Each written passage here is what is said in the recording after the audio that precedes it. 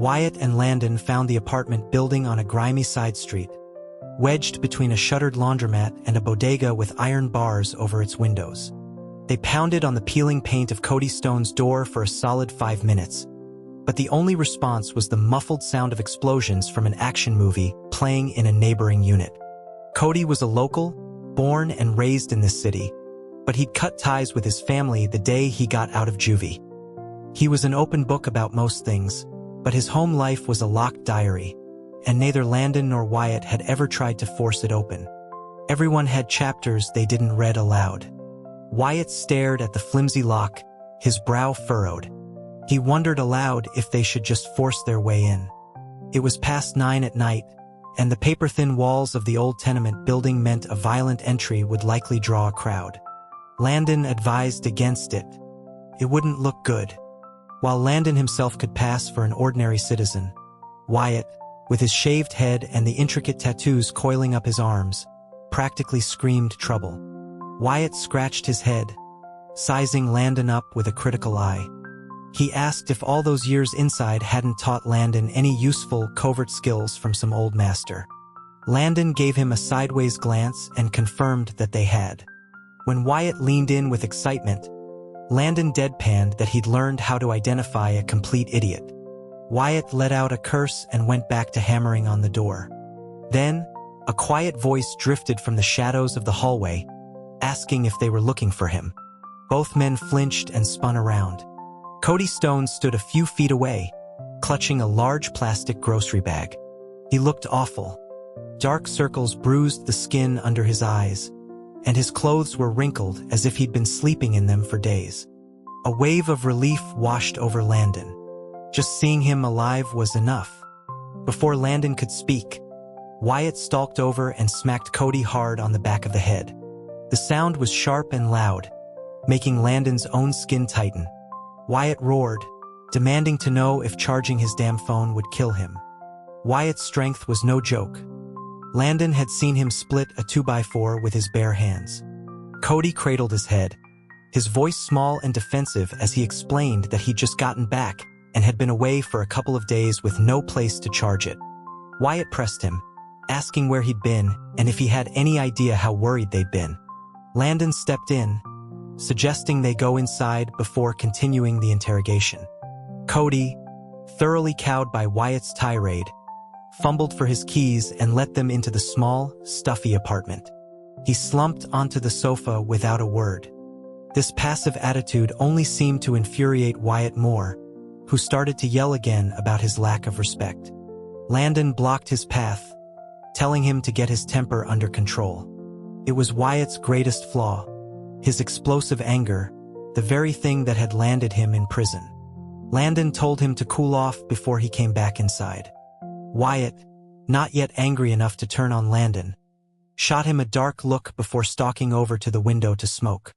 Inside, Cody was a picture of misery, hugging his knees on the couch.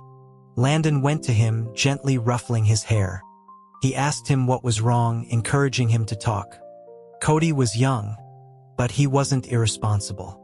He'd only asked for 1 day off. To disappear for several without a word meant something had gone terribly wrong. After a long silence, Cody remained mute. Landon didn't push. He noticed the grocery bag was full of microwave dinners and snacks. Combined with his unkempt appearance, Landon guessed he hadn't eaten. He offered to heat up some mac and cheese, pulling a container from the bag. As he turned toward the kitchen, Cody finally spoke. His voice was flat. He said his mom had called. She wanted him to come home, to see her one last time before she died. Landon froze, the plastic container of pasta suddenly heavy in his hand. He turned back and sat down, ready to listen. Cody explained through a cracking voice that his father had died when he was a kid. His mother remarried and had another son, his half-brother. His mother was a soft, indecisive woman, easily swayed and controlled. She'd rushed into the second marriage, grateful that any man would want a widow with a child, despite having no real love for him. That second marriage had been a pit of fire. Cody's stepfather was a volatile man who took out every frustration on his wife. As a child, Cody tried to intervene, but he would only end up beaten himself, forcing his mother to plead for him, which led to more humiliation for her. She had always told him to be quiet, to endure it as she did. But Cody couldn't endure it. The older he got, the more he fought back. His mother saw it as rebellion, as him just causing trouble. He felt betrayed. He was trying to protect her, but she treated him like an outsider, making it clear that she, her new husband, and their son were the real family. He began spending all his time away from home, first at arcades, then with a rough crowd of kids who were also avoiding their own broken homes. He confessed that if she had ever once mentioned leaving that man, he would have done anything to help her. He would have worked to support her and his brother. But the thought had never seemed to cross her mind. Cody closed his eyes, his face pale with a deep, lingering bitterness. He hated her. He hated her for her weakness, for her choices, for the wretched childhood she had subjected him to. A person's joy and sorrow are their own. The same is true of their anger and fear.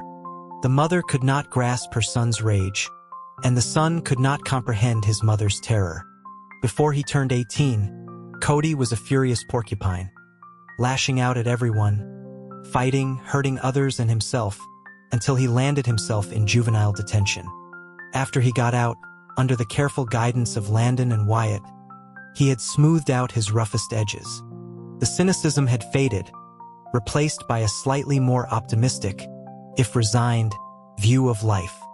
But he never reconciled with his mother. He refused her visits and never once contacted her after his release. He thought that was how it would be forever. He told himself that maybe one day, when that man was dead, he would go back and take care of her alongside his brother. But until then, he would never return to a place that wasn't his home. Then, 3 days ago, a call had come from an unknown number. It was his mother, telling him she needed to see him one last time, begging him to come home immediately. Before he could ask what was wrong, she had hung up. The phone went dead, and he couldn't reach her again. The situation felt bizarre and deeply unsettling. Despite years of resentment and silence, the bond of blood was still there. Fearing the worst, Cody had rushed to the old house. When he opened the door, he froze. His mother had used a hatchet. She had killed the man. Cody hugged himself tighter, his voice a hoarse, disbelieving whisper. He described the blood everywhere, the sheer brutality of it. When she said she wanted to see him one last time, it was because she had planned to kill herself after he left. He looked at Landon, his eyes filled with a desperate confusion. Why? Why couldn't she just leave him? Why did she have to throw her own life away? If she had just walked away all those years ago, none of this would have happened. The story was a violent swerve Landon hadn't anticipated. He'd expected some family drama, a terminal illness, not a gruesome homicide. He was stunned into silence for a long moment. Cody explained that he couldn't just let her die. He had convinced her to turn herself in and had personally driven her to the police station. He choked back a sob, recounting the past 2 days spent dealing with police, with the stepfather's vile relatives, all while trying to shield his younger brother from the truth. He confessed that he was only 23, that he couldn't handle this, that his own life was a mess and this was too much to bear.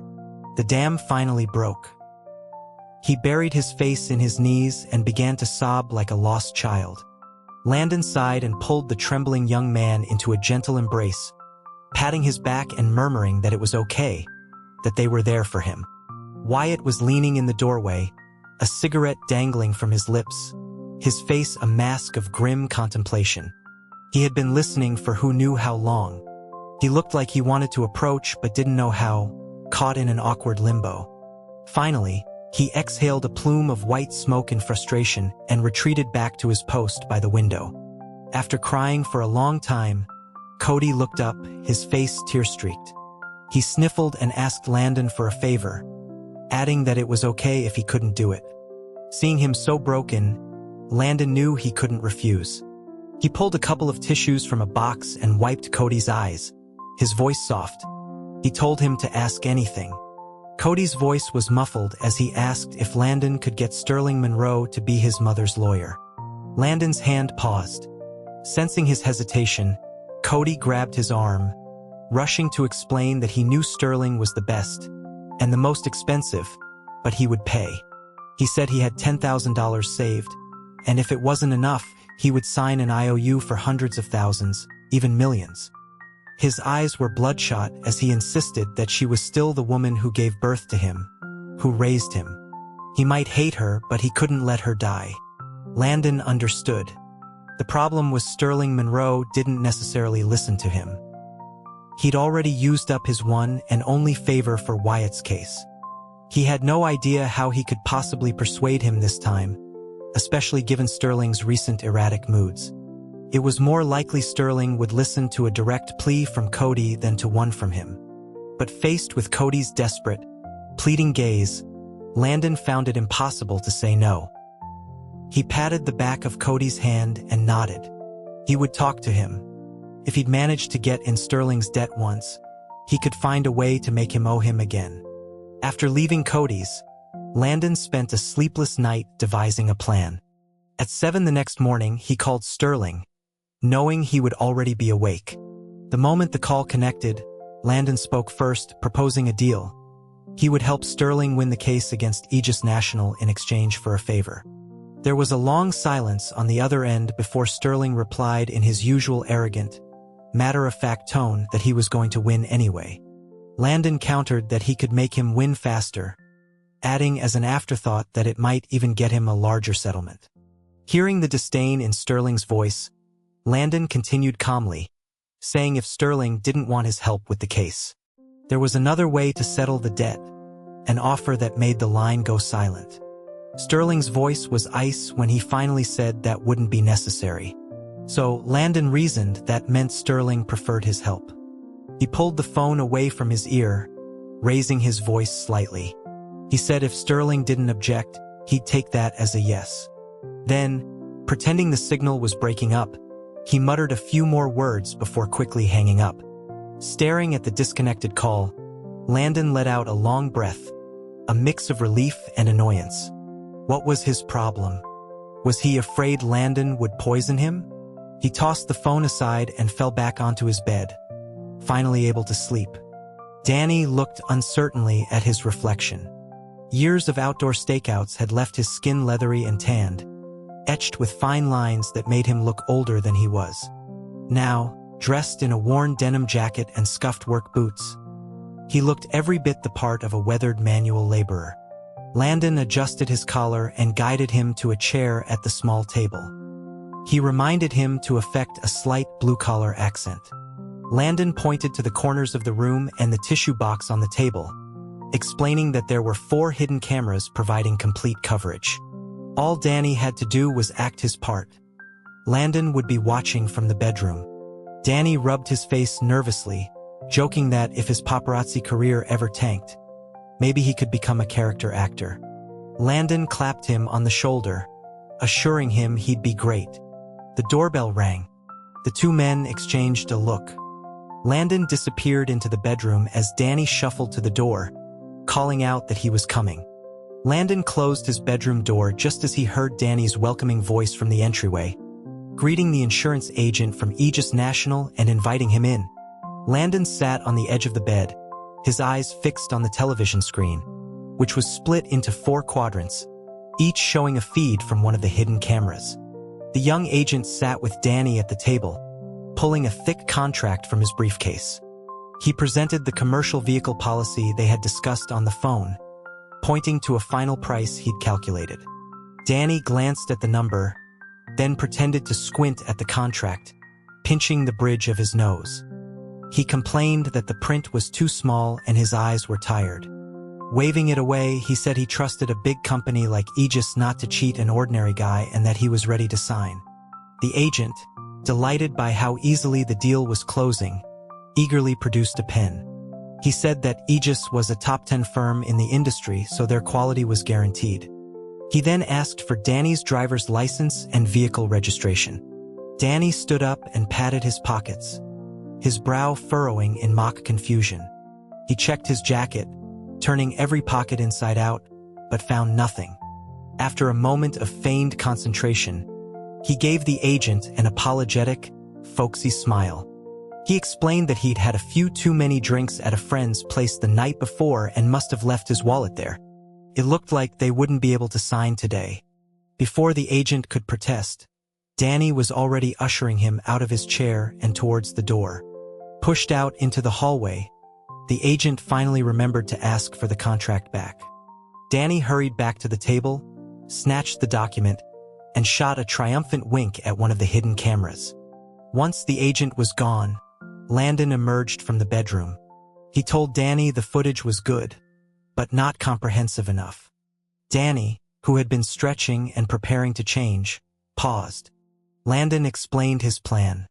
If one strike wasn't enough, you hit them again and again until the snake was not just dead, but obliterated. Seeing Danny's confusion, Landon clarified that he had scheduled meetings with 5 different Aegis agents for that day, and 5 more for the next. Danny's eyes widened, his jaw dropping as he confirmed the number. Landon nodded. Danny collapsed onto the sofa like a deflated balloon, groaning that Landon was working him to death and would owe him a very expensive dinner for his efforts. For 2 full days, Landon and Danny holed up in the cramped rental, playing out the same scene with 10 different Aegis agents. 10 different faces, 10 different sales pitches, all leading to the same moment. Danny would ask if the third-party liability covered him if he hit someone, and all 10 agents, with identical professional smiles, would confirm that it did. Each time, they handed over the contract for him to review. Each time, Danny used the excuse of poor eyesight, flipping only a single page before handing it back. Only 2 of the 10 agents even mentioned the existence of exclusion clauses, and they did so only as a passing suggestion that he might want to look at them. None of them ever explicitly stated the critical detail. The policy was void if the vehicle was overloaded. They were all seasoned professionals who knew that mentioning this upfront would kill the deal. They relied on the fine print, knowing that if an accident occurred, the signed contract, with no video or audio recording to contradict it, would be their shield. After Danny edited the footage, Landon stayed up all night writing an 8,000-word letter of complaint. He had it printed the morning of the second hearing for the Aegis case and rushed to the courthouse with the letter and a flash drive containing the videos. Fearing he'd be late, he called Sterling on the way. He could hear a faint breeze, suggesting Sterling was still outside. Sterling confirmed he had just arrived. Landon asked about the opposing counsel, but Sterling hadn't seen them. The wind noise vanished as Sterling moved indoors. He asked why Landon was asking. Landon told him he was 5 minutes away and had something important to give him, emphasizing that he absolutely had to wait. The only reply was the decisive click of Sterling hanging up. Landon glared at his phone, then urged the cab driver to speed up, explaining he had a life-or-death court case to get to. The driver obliged, turning a 5-minute trip into 4. Landon tossed a bill onto the seat and sprinted into the courthouse. He didn't really expect Sterling to be there, but a small part of him hoped. And when he saw the familiar figure standing just outside the courtroom doors, glancing at his watch, he realized that hope was stronger than he'd thought. Hope that Sterling trusted him enough not to dismiss his urgency as a joke. He ran up, breathless, and handed Sterling the bound document and the flash drive. His heart, already racing from the run, hammered against his ribs at the unexpected sight of him waiting. Sterling took the documents and began to scan them, his eyes moving rapidly across the page. His female associate leaned in, her curiosity piqued. She read the title aloud, her voice a mixture of confusion and dawning realization. A formal complaint to the State Insurance Regulatory Commission regarding Aegis National's employee misconduct, inadequate training, and deliberate obfuscation of contract terms. Attacking the Insurance Commission was a direct strike at the serpent's head. If the state regulators launched an investigation, the potential fines would dwarf the $1 million claim they were fighting. Sterling held up the flash drive and asked what was on it. Landon, his breathing finally steady, replied that it was evidence. He showed Sterling a censored version of the video on his phone, explaining that the drive had the footage. Sterling watched the video on fast forward, then calmly asked his associate, who was still trying to process the sudden shift in strategy, to request a 5-minute delay from the judge. She nodded numbly and disappeared through the heavy wooden doors of the courtroom. Sterling straightened the papers in his hand and asked if this was Landon's brilliant plan. Landon anticipated the condescending question and shot back with a grin, tapping the complaint letter. He told Sterling that sometimes you just had to go for it, consequences be damned, just for the satisfaction of it. Who cares if 1,000 people tell you no? If you want to do something, you do it. Sterling looked down at him, his gaze unreadable for a long moment. Just then, footsteps and voices echoed down the hall. They both turned to see the Aegis lawyer and their corporate representative approaching. Sterling asked to borrow Landon's phone and strode toward them. As they passed, Landon whispered in his ear, "It's all you." Landon watched from a distance as Sterling engaged the two men in a polite conversation. He saw the representative's expression curdle into disbelief as he watched the video. Sterling then handed him the complaint letter. The man's face grew darker with every page he read, his hand crumpling the paper. The lawyer stood frozen, stunned by the ambush. Sterling leaned in, whispering something into the representative's ear. The man's head shot up and he nodded frantically. Sterling held up the flash drive, gave a curt nod, and turned back.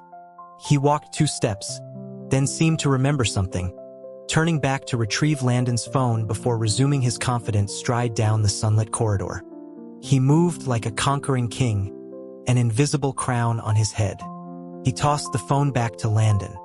Landon asked if it was settled. Sterling gave him a look that clearly said, "What do you think?" Landon rubbed his nose, feeling foolish. Sterling then explained that they had agreed to a probationary period, a revision of their contract format, and an increased settlement, on the condition that the video and complaint letter were never made public. That was fine with Landon. His only goal was to help Sterling win. The case ended in a settlement overseen by the judge. Aegis National paid the original claim plus an additional $600,000 in humanitarian compensation. The driver at fault also agreed to pay the victim, a Mrs. Davison, $100,000. Landon wasn't allowed in the conference room, but from the hallway, he could hear Mrs. Davison's heart-wrenching sobs. They weren't the cries of bitterness and grief he remembered from his own mother, but of release and joy. After countless sleepless nights, the weight of a life shattered and the burden of raising a young child alone had finally found a resolution. The money was a cold comfort, but it was an answer. It meant she could finally stop reopening the wound, stop pleading her case to a world that didn't want to listen. She could finally move on. Leaving the courthouse, the warm sun felt incredible. Landon felt a sense of hope he hadn't experienced in a long time. His work done, he was ready to go home and sleep. But first, he called out to Sterling, who had started down the long, gray steps. Sterling stopped and turned. Landon told him he needed to talk. He walked down to stand on the same step, finally able to look down at him. He said Sterling owed him a favor. Sterling asked what it was, acknowledging the debt. Landon explained that Cody Stone needed a criminal defense lawyer. His mother was in trouble. Sterling's agreement was swift, instructing him to have Cody at his office the next day at 1. He turned to leave and Landon, annoyed by his abruptness, called out to his back. He said he'd always wanted to know what their father's last words to him were. Sterling paused, turning his head just enough to show his profile. For a long time, he said nothing. Landon had only asked on a whim and didn't expect an answer. Just as Landon was about to tell him to forget it, Sterling spoke. It was okay if he couldn't be a good person, as long as he became an ordinary one who didn't hurt others and wasn't hurt by them. Landon froze, connecting the words to the phrase he already knew their father had said. He stared at Sterling, his voice raspy. He said that their dad knew. Their father wouldn't have said that unless he knew everything. Sterling's gaze dropped. He admitted quietly that yes, he knew. He knew that Sterling wasn't normal. Without another word, he turned and walked away, his figure shrinking as he descended the steps. Landon watched him go, a complex storm of emotions brewing inside him. He sank onto a step, suddenly craving a cigarette. He remembered asking his father, Robert, about the meaning of his name when he was too young to even spell it. His father had taken him outside and pointed to the towering maple in their small backyard. "That's you, Lon. Landon. Strong, rooted. Like that tree." It was summer, and the maple's leaves were a deep, unremarkable green. Landon had pouted, thinking a tree was a boring namesake. His father had laughed and explained, "The tallest tree in the forest catches the most wind." He told Landon that life would have its storms, but like the tree which had both wood and wind in its very nature. He hoped Landon would learn to coexist with them, to find joy even in hardship. That was Robert Ford, a kind, patient man who could spend a whole Sunday afternoon with a cup of tea and a newspaper. His mother was the opposite. Fiery, sharp-tongued, always in motion. Landon had then asked about his brother's name. Sterling's name had to be even more impressive. His father thought for a moment and said Sterling's name had a special meaning, too, but he couldn't show him here. The following weekend, Robert woke both boys at dawn. He hustled them through brushing their teeth, handed them each a breakfast sandwich, and pushed them out the door. His mother had called after them, demanding to know where they were going. Robert, already halfway down the stairs with Landon in his arms, had shouted back, "The beach!" Her shriek of disbelief followed them as they fled. His father drove them for what felt like hours in their rattling old station wagon, until the salty air filled their lungs. The beach was a windswept, gray coastline, and Landon, tired and hot, just wanted to go home. But Robert was already running across the sand, his arms outstretched, scattering flocks of seagulls. He called for them to come down. Landon took Sterling's hand and looked up at him. The sun created a blinding halo behind Sterling's head, obscuring his expression. Landon nodded emphatically, and Sterling led him down to the shore. Landon was small and struggled in the sand, so Sterling, finding it too slow to lead him by the hand, simply scooped him up and carried him. Robert, panting and sweating, pointed at the birds wheeling over the surf. "Those are gulls, son." "Sterling. Your name." Sterling, like something pure and strong.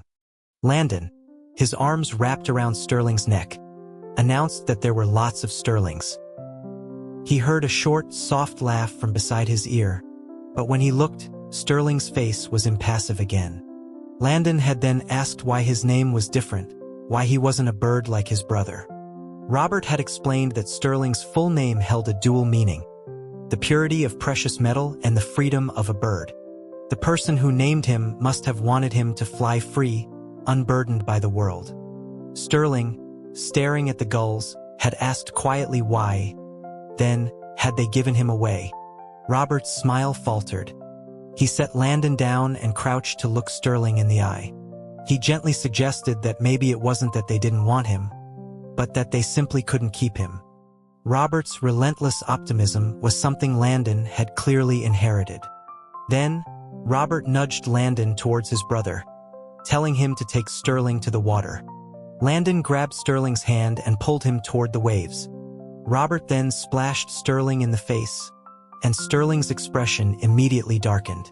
Landon, who had always been terrified of Sterling's anger, instinctively retaliated, throwing a handful of water straight at his father. "Don't bully my brother," he'd shouted. As Robert lunged for him, Landon shrieked and hid behind Sterling, who promptly picked him up and ran toward the shore, a brilliant, unrestrained smile finally breaking across his face. It was the single most carefree moment of his life. He often thought that if he could just stay in that one day forever, it would have been enough. The next day, Landon met Cody at the pawnshop before they headed to Sterling Monroe's law firm. They arrived early and waited in a glass-walled conference room. Cody, looking slightly better than he had a few days ago but still drained, thanked Landon profusely. Landon playfully pinched his cheek, telling him there was no need for such formality between them, and then cheekily tipped his chin up. At that exact moment, the conference room door opened.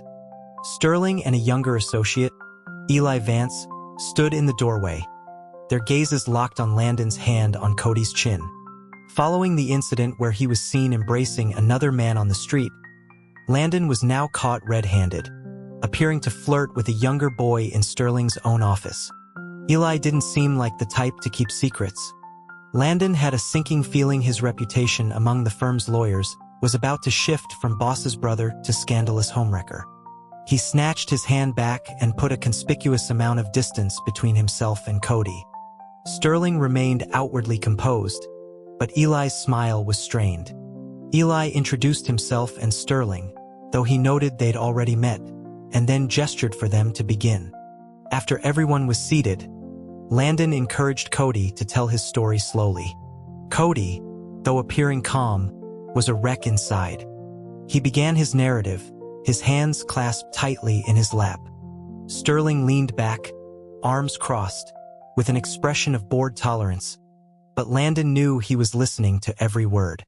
Once Sterling committed to something, he did it perfectly, regardless of his personal feelings. When Cody finished, he looked at Sterling, his voice trembling as he asked if his mother would get the death penalty. Sterling's answer was blunt. No. He explained that a history of long-term domestic abuse combined with turning herself in would prevent a capital sentence. A guilty plea, he estimated, would likely result in a sentence of no more than 20 years. Cody was stunned. 20 years? Guilty?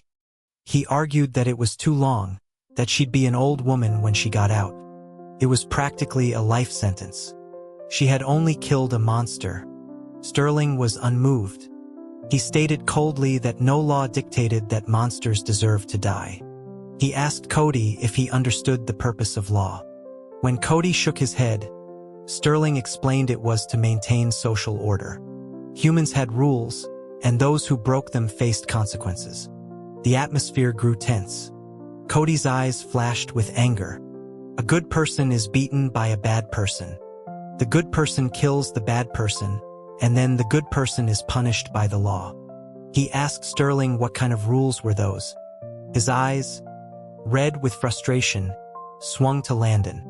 What if it was your family? What if it was Lon? Could you still say that so easily? Landon was floored. The question was so pointed, it was as if Cody somehow knew about his past. He couldn't help but look at Sterling, who happened to be looking right back at him. Their eyes met. For a fleeting second, Landon thought he saw something akin to sorrow in Sterling's deep, unreadable gaze, but it was quickly replaced by scorn for Cody. Sterling turned his attention back to the distraught young man and asked what he proposed they do instead. Cody clenched his fists. The answer, he said, was obvious. Fight for an acquittal. She killed someone, yes, but it wasn't a crime. It was self-defense. Sterling let out a short, derisive laugh. You're hopelessly naive. He told Cody that if he insisted on that approach, then he couldn't help him and he should find another lawyer. He stood up and told Eli to show them out. He walked towards the door without a backward glance. Eli looked apologetically at Landon and Cody, making a helpless please leave gesture. Cody's face went pale. He grabbed Landon's arm, begging him to talk to Sterling again, admitting he'd spoken out of turn. He pleaded that 20 years was a lifetime. His own mother was not in good health. She would never survive it. Landon patted his hand, feeling it tremble. He told Cody to wait there, he'd be right back. Leaving Eli to comfort Cody, Landon went to Sterling's office. He found Sterling standing by the window, his back to the door. He seemed to have been expecting him. Landon walked to the desk and rapped on the glass, explaining that Cody was just desperate and didn't mean to challenge him. He asked Sterling to give him another chance to try and understand. Sterling remained motionless, his hand propping up his head. Landon, exasperated, circled the desk to face him.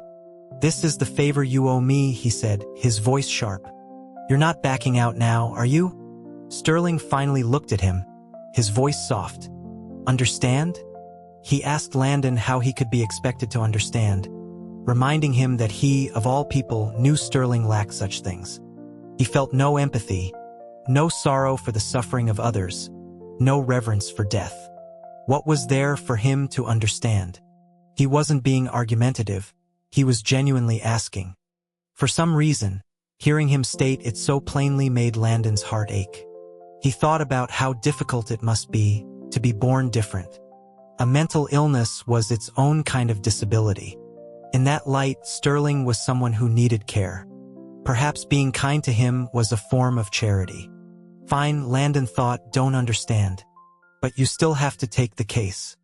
He knelt down, his hands resting on Sterling's ankles, and began to gently massage them, his tone turning playful. Still hurt? He asked. Sterling didn't pull away. He just looked down at Landon with a weary expression.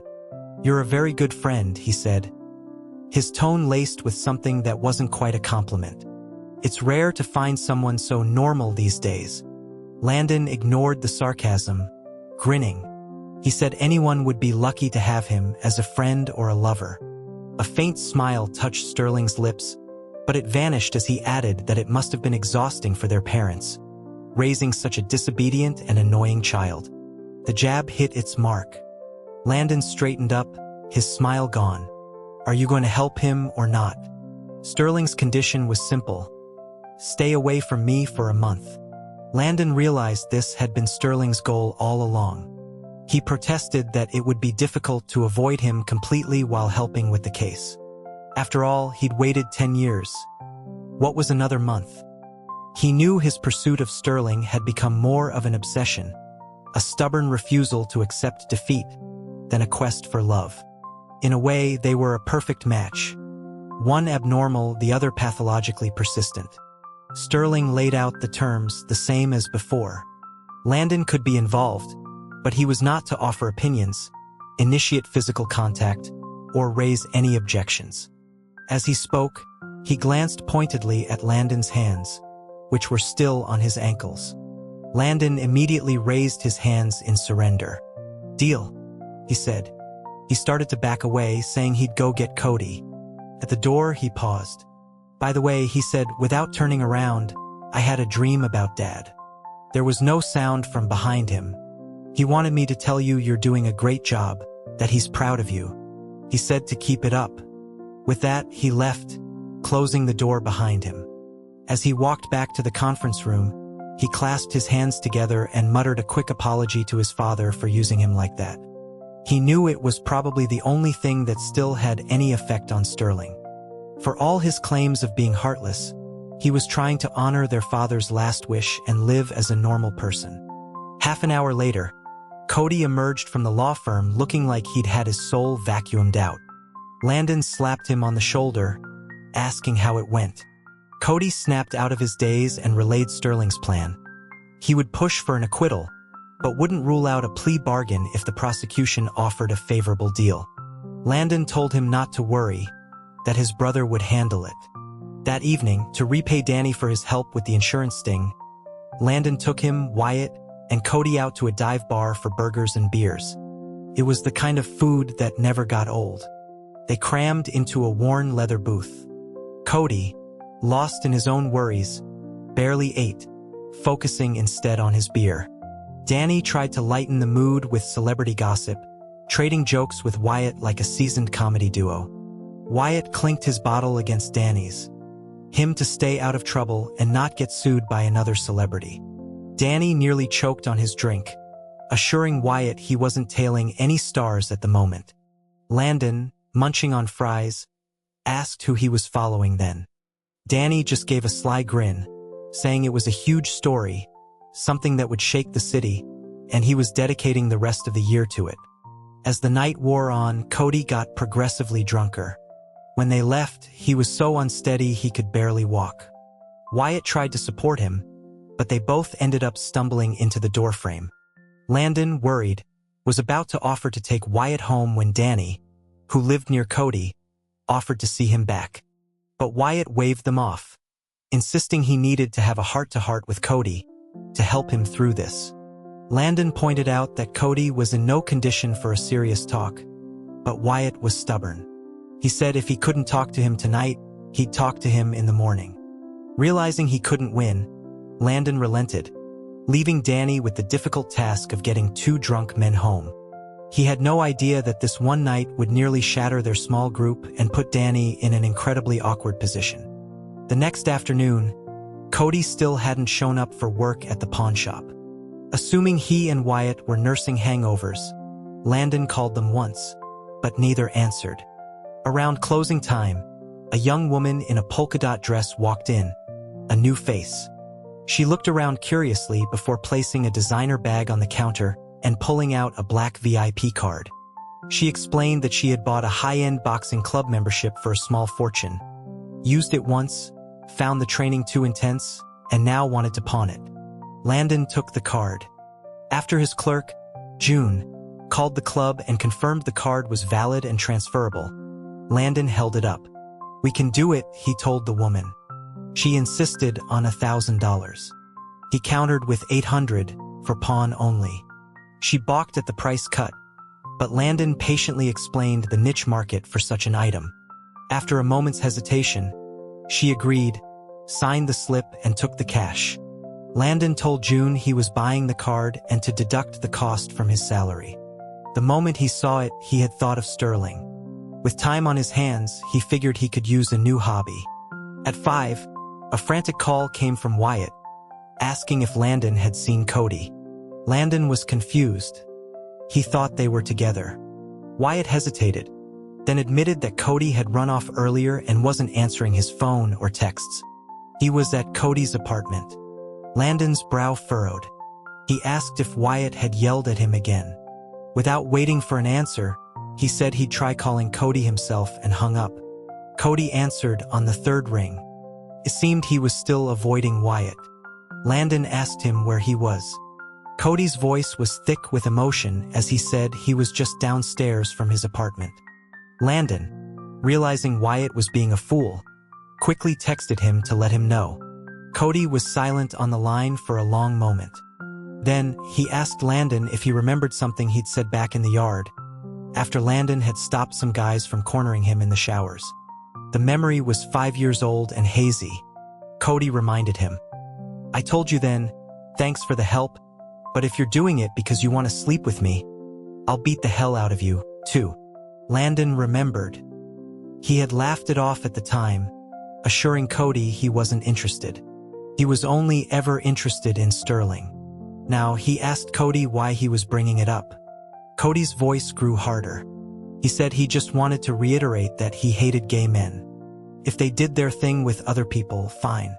But if anyone ever tried it with him, he would kill the bastard. His voice was fierce, but the nasal congestion from crying made him sound more like an angry kitten. He ended by telling Landon not to blame him if something bad happened. A cold knot of dread formed in Landon's stomach. Wyatt wanted to talk. Wyatt was evasive. Cody was crying and talking about killing gay men who made a move on him. The pieces clicked together into a horrifying picture. Just as the thought formed, he heard Wyatt's voice through the phone. He had found Cody. "Cody, let me explain, A clatter, as if the phone had been dropped, was followed by the sounds of a struggle, grunts, curses. Wyatt's desperate, pleading voice. Landon yelled into the phone, but there was no response. He hailed a cab and raced to Cody's place. By the time he arrived 15 minutes later, the line was dead. He found Wyatt sitting on the front steps of the building, a dark bruise blooming on his cheekbone. Cody was nowhere in sight. Wyatt gestured for Landon to sit next to him and offered him a cigarette. They sat in silence, smoking. Finally, Wyatt spoke. He confessed that the story he'd told Landon about why he went to prison was a lie. The good buddy he'd started a business with, the one who betrayed him over debts, wasn't his buddy. He was his lover. Landon stared at him, stunned. Wyatt didn't look at him, just kept his eyes on the pavement. He said he was tired of pretending to be straight, and if Landon wanted to cut ties, he understood. Landon managed to ask what had happened with Cody. Wyatt winced, touching his bruised mouth. He explained that they'd been drinking, that it had been a long time for him, and that he'd lost control and kissed Cody, and then, made him finish it with his hand. Landon closed his eyes, feeling a wave of disorientation. He shouldn't have answered Wyatt's call. Wyatt was full of regret, insisting he was drunk and hadn't meant for it to happen. Now Cody thought all the years of mentorship and kindness were just a long con to get in his pants. Wyatt scoffed at the idea, asking who would spend 5 years playing nice just for that. Landon sighed. He told Wyatt to give Cody time to process it, especially with everything else he was going through. He stood up, brushing the dust from his pants, and told Wyatt it was time to go. As they walked away, Landon stopped. He decided it was time for his own confession. He told Wyatt that he didn't like men, and he didn't like women. He only liked his brother. Wyatt's expression was a perfect mirror of Landon's own shock from moments before. Cody took a leave of absence for the next month, citing his mother's case. He sounded calmer on the phone but avoided any mention of Wyatt. Life at the pawnshop was quiet. Bored, Landon finally decided to visit the boxing club. The place was clean and spacious with top-of-the-line equipment. A young coach named Martinez was assigned to him. He was introduced to another new member, Mimi Chong, a girl who looked barely out of her teens. She was bubbly and energetic, with a high ponytail that bounced when she moved. She cheerfully declared herself his senior, as she'd taken 3 more classes than he had. Landon found her infectious enthusiasm endearing. During a break, Mimi asked Martinez when their senior brother was coming. Martinez corrected her, saying she meant Mr. Monroe and that he was far too skilled to be his student. If anything, Martinez wanted to be his student. Mimi's face lit up. She confided in Landon that Sterling was her older cousin's ex-fiancé. She'd had a crush on him for years but couldn't act on it. Now that they were both single, she was ready to make her move. Landon asked what they were working on. Mimi was helping him with his stretches, pushing him down with surprising strength. "You're so stiff," she grunted as he groaned in pain.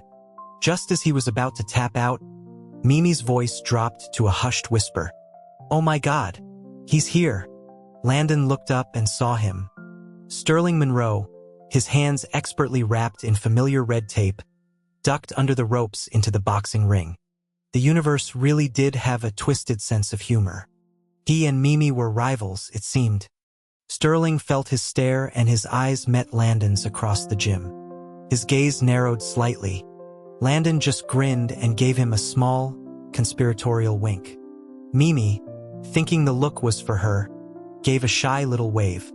Sterling ignored her and began his workout. His power and precision were breathtaking. He was a natural. Later, in the locker room, Landon was toweling off after a shower when an arm slammed against the locker next to his head, trapping him. Sterling was pressed against his back, his body radiating a scorching heat. "Are you following me?" He breathed, his voice a low growl. Landon, bound by their agreement not to speak, could only shake his head. Sterling's voice was a soft murmur against his ear as he reminded Landon that their month of no contact wasn't even a week old. A shiver ran through Landon. Sterling told him he didn't have to be so fixated. Landon wasn't picky, he could have men or women. Sterling's other hand came up, his cool fingers closing around the back of Landon's neck. The sudden chill made Landon gasp. He was trembling, disgusted with his own body's reaction. "It's just you," Landon finally admitted, his voice tight. The sound of someone else entering the locker room broke the spell. Sterling stepped back and was gone without another word. At the courthouse for the first day of the trial, the air was thick with tension. The victim's family sat across the aisle, their faces grim. Cody told Landon that his younger half-brother would be testifying for the prosecution. The boy, who attended a boarding school, was now in the care of his father's family, who had refused Cody any contact. They were also demanding a $1 million settlement in exchange for a letter of leniency that could reduce his mother's sentence. The trial began. The prosecution painted Cody's mother as a cold, calculating murderer. Sterling, in his opening statement, countered by framing it as a tragic act of self-defense. the culmination of 16 years of brutal domestic abuse. His words enraged the victim's family, causing an uproar that required the bailiffs to intervene.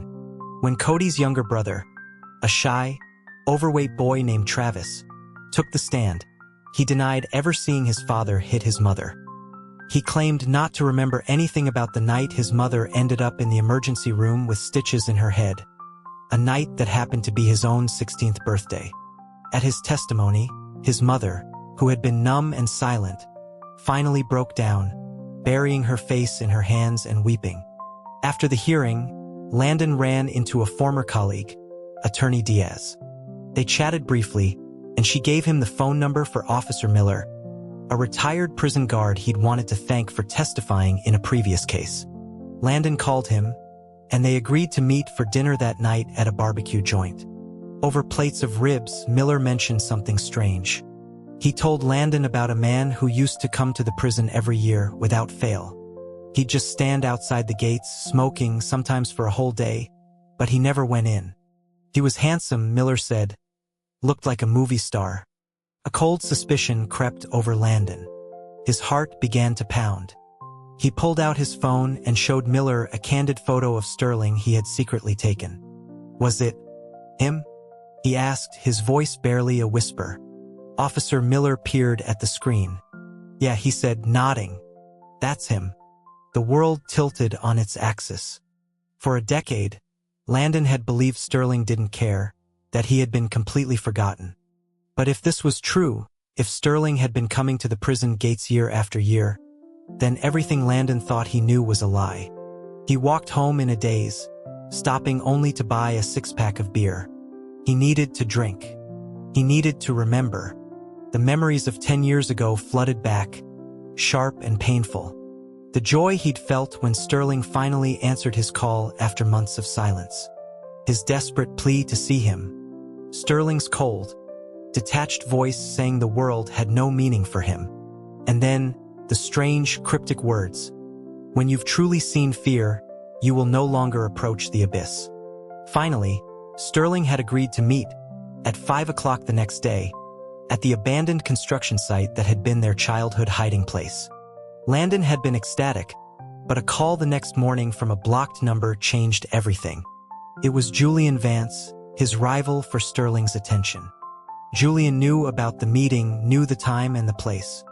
He taunted Landon, telling him Sterling had told him everything, even about their secret spot. Julian's voice was a venomous whisper, claiming Sterling wanted him to kill Landon there, to get rid of both his problems at once. He told Landon to come early, if he wanted to know the truth. Blinded by rage and a terrifying seed of doubt, Landon had grabbed a knife and gone to the site. The fight with Julian had been brutal, a desperate struggle on the top floor of the skeletal building. Julian, bleeding from a stab wound, had laughed, vowing to drag Sterling into hell with him, to never let him go. In that moment, Landon had known he was telling the truth. To protect Sterling, to stop this madman from ever touching him again, Landon had pushed. He had watched Julian fall, had heard the sickening crack as he hit the ground below. The police arrived minutes later. The knife, the witnesses, the motive, it was an open and shut case. He was sentenced to 10 years. And now, drunk and stumbling through the dark streets, Landon found himself outside Sterling Monroe's luxury apartment building. The doorman tried to stop him, but Landon, loud and belligerent, insisted on being let in, shouting Sterling's name and apartment number into the intercom. A weary, resigned voice finally came through the speaker. Let him in. I'm coming down. Sterling, looking rumpled and annoyed in a t-shirt and flip-flops, found Landon heaving into the flower beds. He wordlessly hauled Landon to his feet and half-dragged, half-carried him up to his apartment. Landon, feigning a drunken stupor, noted the keypad code as Sterling punched it in. Once inside, Sterling dropped him onto the plush living room rug and turned to leave. Landon grabbed his ankle, moaning that he was thirsty. A moment later, a glass of water appeared on the floor beside him. Sterling was gone, the bedroom door shut. Landon sat up, a giddy, foolish grin spreading across his face. He cared. It was a small gesture, but it was something. He slept on the rug, the 2 red hand wraps from Sterling's boxing bag laid over his eyes. He woke to the wraps being ripped from his face. Sterling, dressed for work, stood over him, telling him to get up and go home. Landon pretended to be asleep. Sterling kicked his side gently, but Landon didn't move. Finally, Sterling gave up and left for the day. The moment the door clicked shut, Landon sprang up. He was alone in Sterling's sanctuary. He explored every inch of the pristine apartment, reveling in the freedom. He ended up in front of a locked door, the one room Sterling always kept private. His curiosity overwhelming him, Landon tried the code he had memorized the night before. With a soft click, the lock disengaged. He pushed the door open into darkness. Thick curtains blocked all light. As he stepped inside, a draft stirred the papers that seemed to cover the walls. He found the light switch. The room was flooded with stark, white light, revealing a scene of controlled chaos.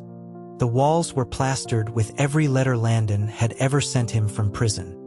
And scrawled over them, across the entire room in huge, dripping red letters, were frantic, desperate S. They were written like bloodstains, a madman's manifesto. Stay away from him. Leave him alone. Don't go near him.